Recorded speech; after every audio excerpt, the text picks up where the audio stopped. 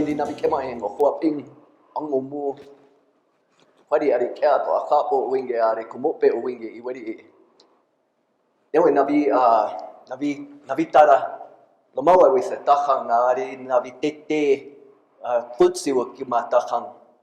My name is Ed Kabotie, and I'm from the Hopi village of Owatovi and the Tewa village of Kabotie, and I'm here next to a panel that is talking about my father, Lomawa Wisa, aka Michael Kabotie, as well as my brother and grandfather, Delbert Chonani Kutsiwakilma. And it's an interesting dichotomy about these two. I grew up with this very close friendship between these two men. Delbert was a constant in our home and in our travels. It really brings me a lot of joy to think about this memory of their relationship, because there was a lot of laughter in this relationship. Very creative in their ethic and in their work, but also always laughing, always joking. It was really a joy throughout my life to experience this friendship. So Delbridge and my father were both part of an artist group that was called Artist Hopi. And these are 5 artists from Hopi: Terence Talaswaima and Milin Lomakitma Delbridge Honani, Neil David, who is actually a Tewa from the Tewa village in Hopi, and then my father, Michael Kabotie. And these men were all men who had a great zeal through their interaction with their culture. They had a great zeal for their culture. Also through their initiations, they had a desire to share some of our history, some of the things that they could, and they did this through the medium of art. The objective was very much to tell the story of Hopi through various murals. So the murals that you're seeing in this gallery were inspired by ancient Kiva murals in the archaeological record. And I'm Kelley Hays-Gilpin. I'm the curator of anthropology. I'm an archaeologist, and I've studied Kiva mural paintings now for about 2 decades. And what got me started is the same research that got Michael Kabotie and Delbert Honani interested. So this was a collaboration with archaeologists, art historians, and some contemporary Hopi painters. So in 2001, Michael and Delbridge took part in an artist-in-residence program here at Museum of Northern Arizona. They lived on campus and painted the canvases that you see in this gallery during that year, 2001. At the same time, I was hired to study ancient pottery that dated to the same time period and came from the same archaeological sites, or ancient Hopi villages, I should say, that inspired the murals, as well as the mural paintings that date to the 1400s and 1500s from a couple of sites, Owatovi, Kawaika, and over near Albuquerque, Pottery Mound. So Owatovi and Kawaika were excavated by the Harvard Peabody Museum in the 1930s. After that project was over, some of the mural fragments were given to the Museum of Northern Arizona and curated here. One of them is on display in the Archaeology Gallery.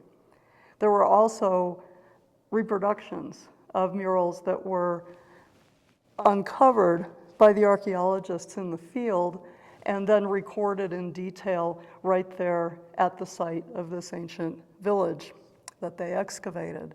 So those field drawings were then turned into life-size and some half-scale models or reproductions that are also split between the Harvard Peabody Museum and MNA. And the murals were meant to be available to the public and to the Hopi tribe, to the descendants of the people who lived at the ancient villages of Owatovi and Kawaika, which are on the Hopi reservation. So then the Pottery Mound excavations were done in the 1960s by the Museum at the University of New Mexico, the Maxwell Museum, by an archaeologist named Frank Hibben. So the artists, Michael and Delbridge, were studying all of these publications, and I was studying the publications, and Michael and Delbridge were very interested in that continuity. What's the art of our ancestors like? What are we doing today? How do meanings persist? How do meanings change? What can we learn from the past and apply in the present?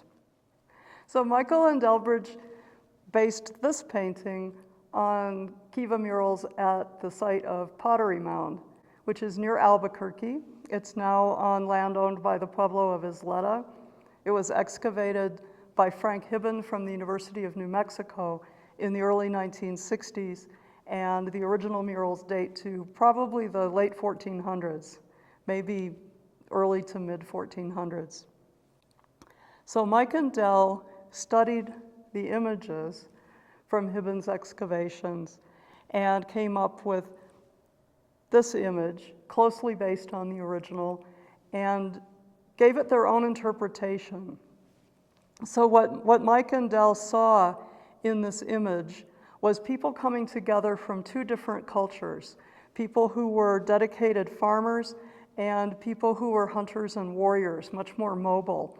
And this fits with Eastern Pueblo, New Mexico Pueblo traditions, where you have a balance of power between summer people and winter people. And the winter people are in charge during the winter, and their ceremonies are more related to hunting and defense.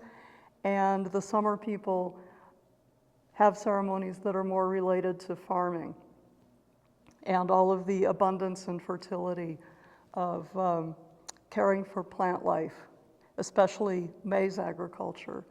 So he saw this as an episode, so Mike saw this as an episode in Pueblo history where migrating people came together and formed new villages, working together, bringing their expertise from different clan traditions, different migration histories, coming together to live together in a complementary relationship where everybody helps each other out. And that's also the way gender relations are structured in Pueblos, that men have certain responsibilities, women have certain responsibilities, and they help each other out. And that's reflected a little bit in this mural as well. So let's look at the imagery in the painting, and we'll just start at this end and go right through. So here we have a seated figure wearing a dress up over one shoulder, and this is probably a tie-dye technique that's no longer practiced historically, but we see it depicted in the murals, and we have examples of tie-dye textiles from the archaeological record, and these designs sometimes appear on pottery as well. So we know this figure is female just because of the clothing. We don't really have a hairstyle, maybe a cap of some kind. And she's holding what could be a club or a rattle with feathers on it. And then here's a shield. This is what Pueblo shields looked like. They were fairly small and round, rawhide, with painted designs like this, very often a design field that's bisected. Then we've got a figure here who appears to be a two-spirit figure, as some Plains tribes would say. Every Pueblo has a different word, but a third gender person. So this is a female-bodied person with the breast here and a female hairstyle, but wearing a masculine style kilt with the sash with the tassels here, like tassels that are still used today. So this is a non-binary gendered person. And then this is a perhaps multi-species person with a bird-like face, perhaps a duck, and a feather headdress suggesting a ceremonial leadership role, and human-like body, but a bird or animal-like posture, and again the masculine style of dress, a tie-dyed kilt with a sash. And we have bows and arrows up here representing hunting or warfare. Then here, our bird-human figure is carrying a staff, which signifies ritual authority, and there are little rattlesnakes wrapped around the staff, and rattlesnakes are often associated with warfare, or in the Hopi case, the Hopi rattlesnake clan. Here we have a female figure with the dress up over one shoulder and a female hair whirl style.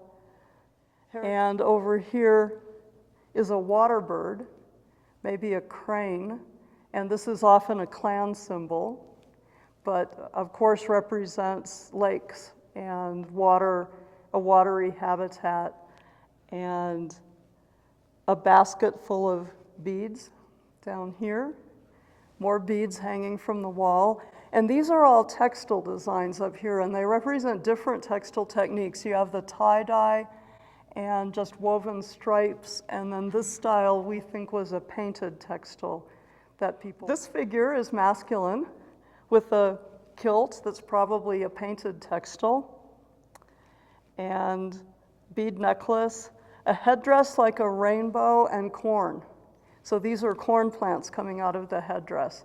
This is one of the reasons Mike and Dell interpreted this side as the agricultural people. Another reason is the scarlet macaw here over his shoulder. So the scarlet macaw is a bird from Mexico. It's a tropical bird. These were traded north and highly prized in the pueblos for their feathers. They represent the direction south and the agricultural season. They represent the sun. There was probably a ceremony at the vernal equinox that involved macaws, and you'll see their long red tail feathers even today being worn by lots of katsinas. And in lots of these paintings, we'll see the macaw tail feathers. Then up here, we've got rain clouds, the summer rain clouds, the cumulus clouds that are white and black when they're heavy with rain, about to rain and make the corn grow. Then down below here, we've got just a nice base band, what Emergence would have called the earth altar, is just a nice dark brown, muddy, moist color. So this is our soil and our underworld full of the potential for fertility and growth. So this painting is called Pottery Mound Germination. Pottery Mound is an ancient Pueblo village that was excavated by archaeologists from the University of New Mexico in the early 1960s. Frank Hibben published a book of images from the Kiva murals at that ancient village, and Michael and Delbridge studied those images and were inspired to put parts from several different ancient murals at Pottery Mound together around this theme of germination, farming, harvest, and the cycle of life. So in this first panel, the most prominent image is this butterfly person. So a combination of a human body and a butterfly head. This one has clear monarch characteristics, and the monarch butterfly migrates, which makes it a really interesting character. It comes and goes to winter homes in Mexico, and Mexico is where a lot of the Pueblo crops come from, the maize, the beans, the squash. So there's a lot of resonance with butterflies and flowers, with butterflies and migration, and of course their life cycle is so interesting. We also have dragonflies here, which are associated with water, and sunflowers. And the sunflowers, of course, come out in August right before you start thinking about harvest. So those are all associated in a life cycle. Then Mike explained to me this lower part of the panel, the earth altar here, is a rainbow. And then the underworld is depicted as a very colorful but chaotic, disorganized kind of a confabulation of ancient pottery designs and textile designs and fragments of feathers and bird tails and maybe some dragonflies down here as well, but they're all disassembled and taken apart. And so this is the life cycle of death and disorganization in the underworld, but this is where creativity comes from. This is where new growth comes from. So you've got chaos being sung or prayed into the order of growth in this world. And then everything eventually dies and decays and becomes disorganized again. So you have this order-disorder cycle illustrated here. This little figure is a squash maiden. Then we have a corn maiden with corn speckles all over her body, her hands raised maybe in prayer, but like the corn plants, raise their leaves up. And she's wearing a shell necklace and beads, and probably beads at her wrists here as well. And there's a lot of resonance between beads and seeds. Then we have a scarlet macaw right here, that beautiful big bird that comes from Mexico. Up on top, we've got lightning and cumulus clouds that are raining. And one of the interesting things about lightning is it's said to fertilize the earth. And this is completely right. When there's lightning in the sky and then it rains, this rain is bringing a lot of free nitrogen, and that fertilizes the soil, and the plants grow best with a lot of nitrogen in the soil. So the lightning is scary and dangerous, but it's necessary for growth. And this is a really important message. So we have another female figure here with her tie-dye dress up over one shoulder and her sash representing clouds and rain and corn tassels here.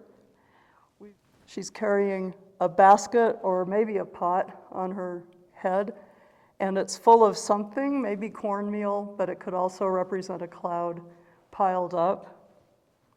And of course the corn plant itself here with the male and female complementary parts of the corn plant, the male tassel with its pollen and the female ears of corn.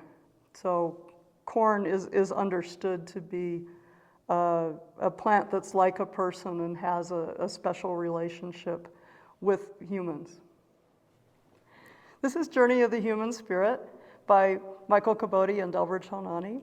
And Ed Kabotie here and I are going to just walk you through the storyline and let you know what some of the images are, what they represent, and have a conversation about it.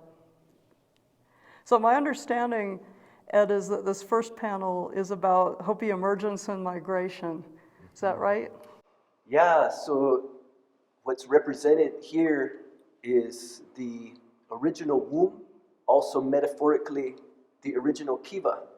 And this actually has a geological or geographic presence in the landscape of the Little Colorado River down in the Grand Canyon. And this is where our belief is that the human race emerged into this world. And you can see that all of the faces are of different colors, representing the different languages and nations and races of people. And then here in the back is the Bawaka. And this is the element that we were seeking to escape when we came into this world, that element of unhealedness. But of course, that element followed us into the world and has continued to plague us in this world. I remember Mike saying that each of us has that unhealed part of ourselves, and we're all journeying to heal ourselves as well as our community. I remember Mike talking a lot in this section about the dark and the light, and coming up from the underworld into the light, but it's not unambiguous. You can be, if you're all in the dark, if you're all in the light, you're living out of balance. And he talked about being blinded by the light. So you think, oh, the light is good, I'm looking for the light, I'm emerging into the light. But you can also be blinded by the light. And then they travel.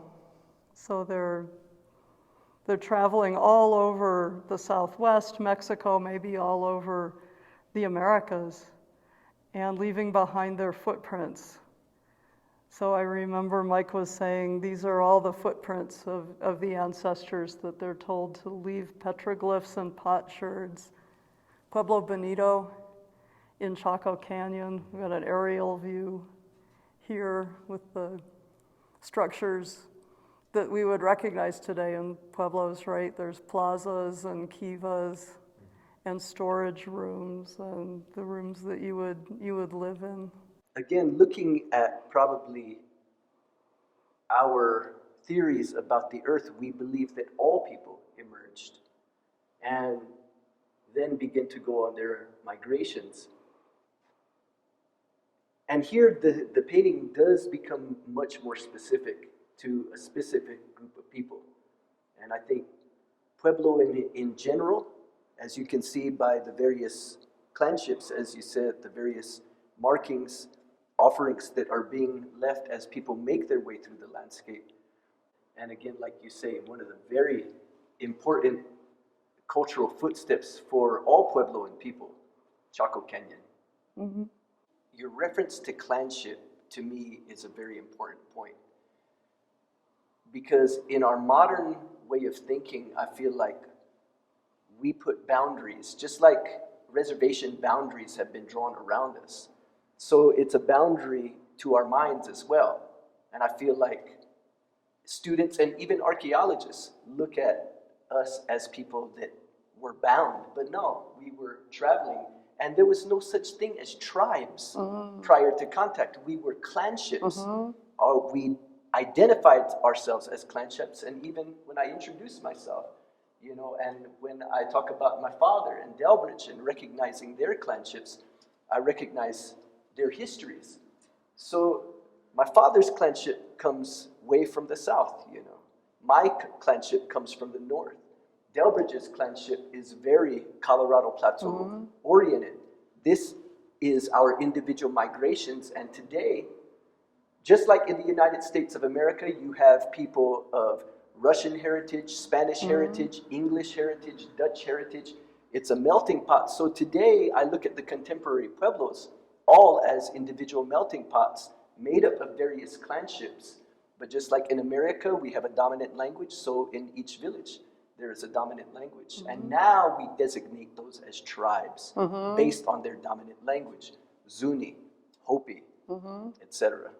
So what Mike and Delbridge told me about this scene is this represents the dysfunction caused by the Spaniards coming from Europe and building this mission church in the village of Owatovi, where the kiva murals were found in a kiva under the mission church. So this church was built in 1629, and then in 1680, all of the pueblos got together and revolted.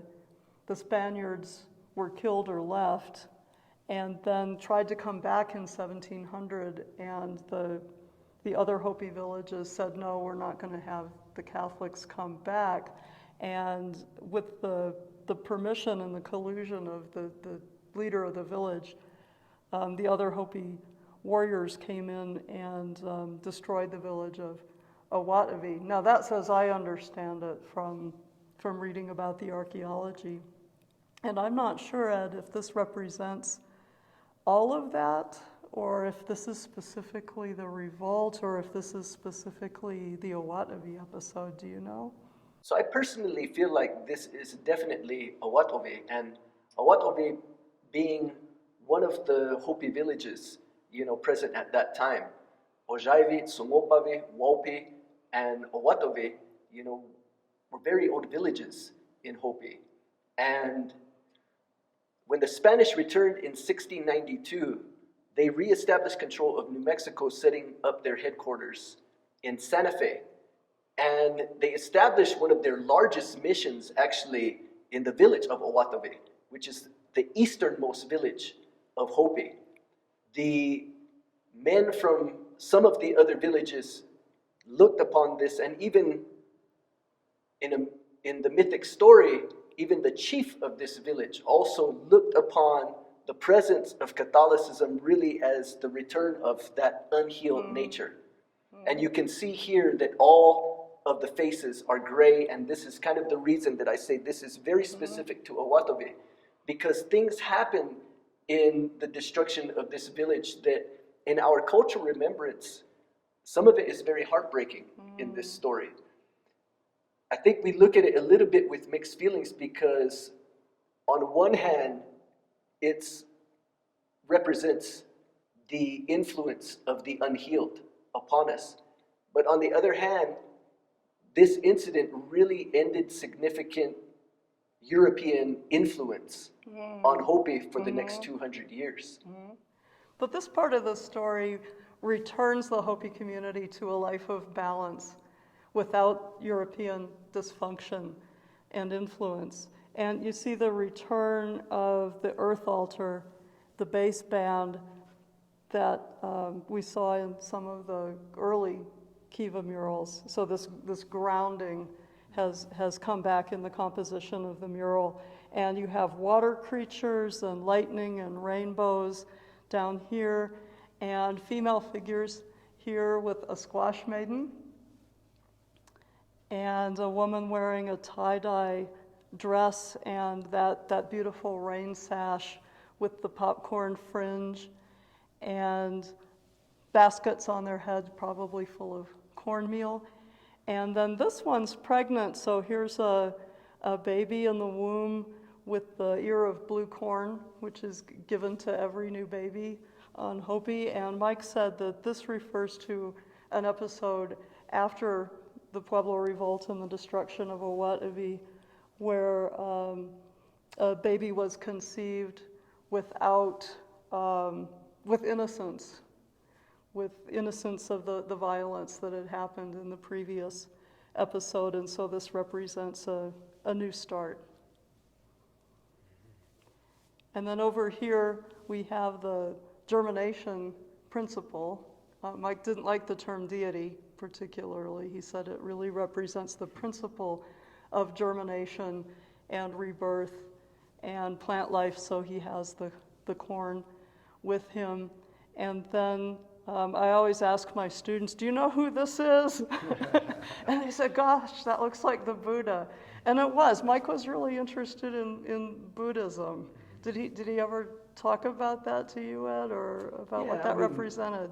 Absolutely. I think in my father's healing journey, and again, referenced in this title, The Journey of the Human Spirit, it's a healing journey. And in my father's healing journey, he looked at a lot of religious philosophy, He used to try to identify the universal principles of healing in, every major religion. That was kind of a little bit of an obsession with him. But he was attracted to certain things, and Buddhism was something that he was very attracted to.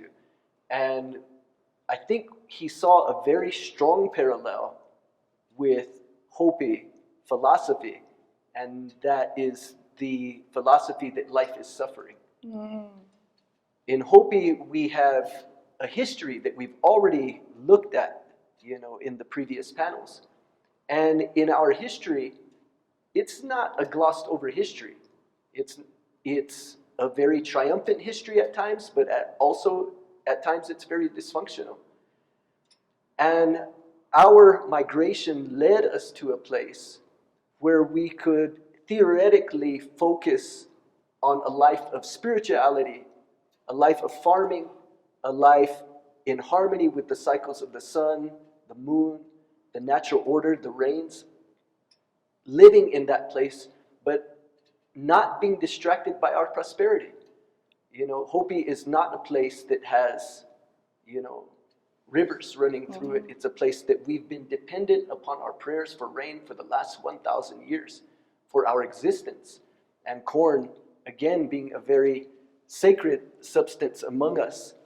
And I think this is really unique that you do see my father's influences of both Owatovi and Pottery Mound in this panel. And as you mentioned, the sacred blue corn, which is really representative of Hopi culture, and the hardship philosophy, that short blue corn that really thrives in desert conditions, dry farming conditions. It's parallel with that similar philosophy in Buddhism, that acknowledging the virtues of a life of suffering. So Mike pointed out here that he's put the clan symbols, the petroglyphs, the footprints of the ancestors on the cliffs of Black Mesa here. And those are being torn up by a drag line from the coal mines that are located north of the Hopi villages. So the Black Mesa and Kayenta mines, which started in what, the 1960s, I think. And archaeologists were brought in from outside to record a sample, a scientific sample of the sites in this area, and then they were ripped up for coal mining. And this was very controversial because on the one hand, this is ancestral land being torn. This is the flesh of Mother Earth being ripped to shreds, along with ancestral places and the resting places of ancestors themselves. Yeah. But there was supposedly an economic benefit with jobs and royalties from the coal coming in to support the tribe. Yeah, the Black Mesa mine, definitely a controversial issue. And as you mentioned, located right on top of ancestral sites. Initially, and I think we need to understand the context of what's happening, because in 1895, our people are being sent to prison for refusing to send their children to school. This is after that 200 span between the Pueblo Revolt and the destruction of Owatovi, and now we're stepping into, again, our contact with Europeans. And initially, the way that we have that experience is through the boarding school system. And my great-grandfather being arrested and sent to prison in 1906 for refusing to send my grandfather to school. And this, my grandfather being forced to boarding school, my grandmother, I mean, everybody.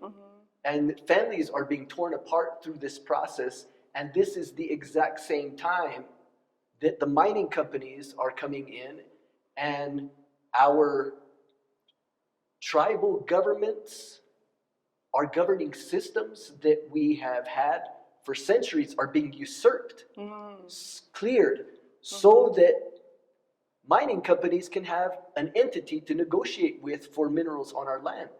So a new tribal government is established that usurps our traditional systems. And because we don't have lawyers at this time, lawyers are appointed or hired for us. In the case of the Black Mesa mine, John Boyden, who represented us to Peabody Coal Company, was also moonlighting with Peabody Coal Company. Wow.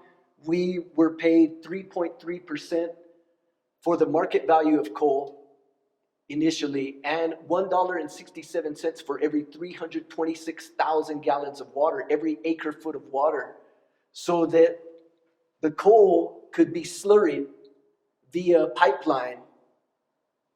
The pristine N aquifer, water sucked up from that aquifer right underneath our feet, 45 billion gallons of water between 1970 and 2005 was used to slurry this coal out to the Mojave generating station so people in the big cities of the Southwest could have electricity. Meanwhile, our people during that time were without water and electricity in their homes for the most part, and even today, many people don't have those resources in their homes. If you do have running water in your home today in Hopi, which the majority of people do, but if you have it, 2/3 of the population can't drink from what comes out of the faucet because of arsenic contamination. This water system that was sucked out from under our feet would have taken care of our people theoretically for the next 200 to 300 years. But it was gone overnight, you know. So to me, this is, again, you see the water is gray. And to me, again, you're seeing the dysfunction. Now you're seeing the smoke and it's all gray, you know.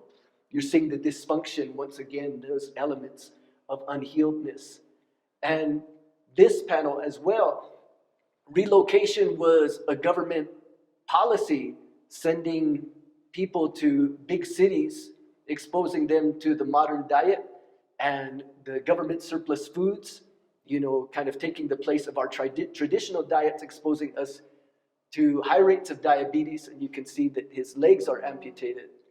And you also see the modern plagues of alcoholism and suicide, which are really present all throughout the world. And I think when you're looking at the progression of this mural, you're also seeing the escalation in Hopi cosmology of the understanding of our interconnectedness as human beings. It started out with all people. Then it became very specifically Hopi. And now, as we're once again exposed to the world, now those big apocalyptic prophecies are coming into play. Well, here the world tries to bring itself back into balance, and humans don't necessarily do that on their own. So the way Mike phrased it is the serpent will make himself known when life gets too far out of balance. So the water serpent is coming from under the water and making himself known, coming up in the world, and imparts responsible truths to the twins, a brother-sister pair of twins, and they'll teach the rest of us in the world how to bring those responsible truths into being and bring life back into balance. Then the symbols of all these religions, world religions, that would come together, that will come to understand each other's religions, whether it's ancestor-based Shinto or Hinduism, Christianity, and all the rest. So that was my understanding of this. And I know the serpent was really important to Mike because it was one of his clan, one of the principles in the history of his clan, and one of the beings Absolutely. that informs the water clan's ceremonial responsibilities. Yeah, a lot of this section to me, again, is that unique dichotomy of something very specific to my father's people, and even more specific here, because I feel like this is very specific to his clanship. But at the same time, it applies to the entire world. And it's really a prophecy that applies to the entire world. He's referencing his ancient home, Palatpave, where his migration comes from.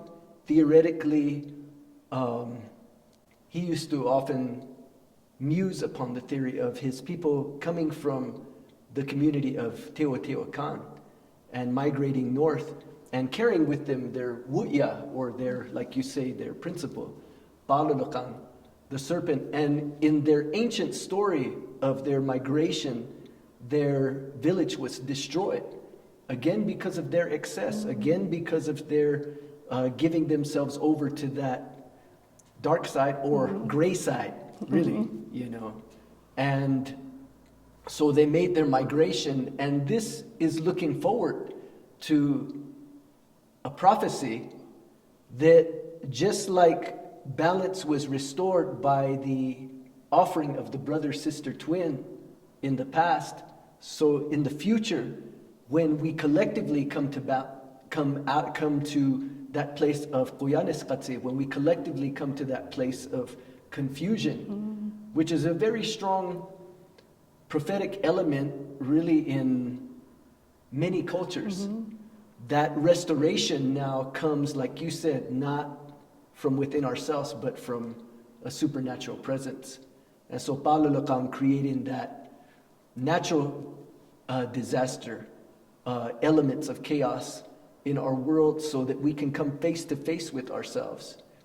And like you said, prophetically, now the offering of that brother-sister twin who he takes and nurtures just like he did in the original story, teaches them responsible truths and return them.